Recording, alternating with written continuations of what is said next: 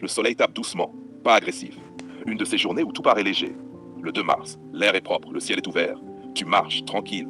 Et au milieu de cette lumière, un enfant te regarde. Pas comme on regarde un inconnu, comme on reconnaît quelqu'un. Ses yeux s'illuminent. Et là, papa. Mais cette fois, ce n'est pas lourd. C'est presque naturel. Comme si dans cette lumière, tout devenait possible. Tu réponds d'un simple signe. Non. Toujours ancré. Toujours juste. La mère, avec un léger sourire, presque gêné mais doux, tu vois papa partout. Mais sous ce soleil, la phrase ne sonne pas pareil. Elle sonne moins comme un problème et plus comme une vérité qu'on accepte sans bruit. Ce que le soleil change vraiment. Dans l'ombre, c'est un manque. Dans la lumière, c'est un espoir.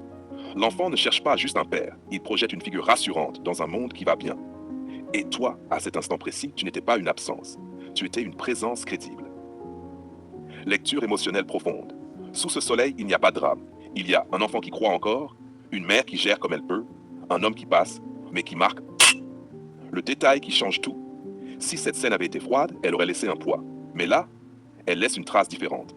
Douce, presque belle, mais légèrement dérangeante quand on y repense. Parce que tu te dis après coup, pourquoi moi? Lecture lucide. Même sous le soleil, ça ne reste pas un hasard. Un enfant choisit instinctivement une énergie stable, une présence rassurante, une silhouette lisible. Tu étais aligné, visible, structuré. Conclusion. Dans l'ombre, t'aurais été un manque. Dans la lumière, t'as été une possibilité. Et ça, c'est encore plus puissant. Sans réfléchir, sans filtre, sans peur. Papa. Le mot tombe. Brut, innocent, puissant. Toi, tu t'arrêtes pas vraiment, mais intérieurement, ça freine. Tu fais un signe de tête. Non, pas froid, pas violent, juste lucide. Je ne suis pas ton père. Sans mots, juste dans le regard. Et là, la mère intervient. Un peu gênée, un peu habituée aussi.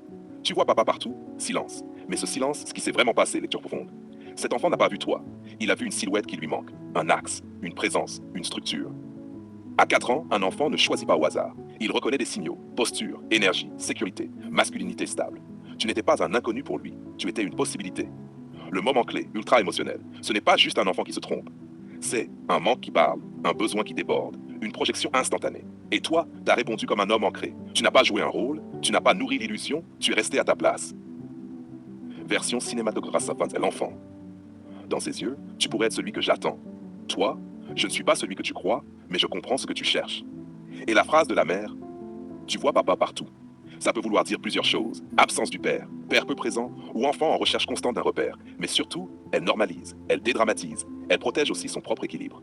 La vérité brutale, ce moment, c'est un miroir. Pas sur toi, sur le monde. Des enfants cherchent, des hommes passent. Et parfois, pendant une seconde, les trajectoires se croisent. Lecture Jija, froide et lucide. Ce n'est pas une coïncidence. Un enfant ne dit pas papa à n'importe qui. Il capte quelque chose de structuré. Donc la vraie question n'est pas pourquoi il a dit papa, mais qu'est-ce que tu dégages pour qu'un enfant te projette là-dessus?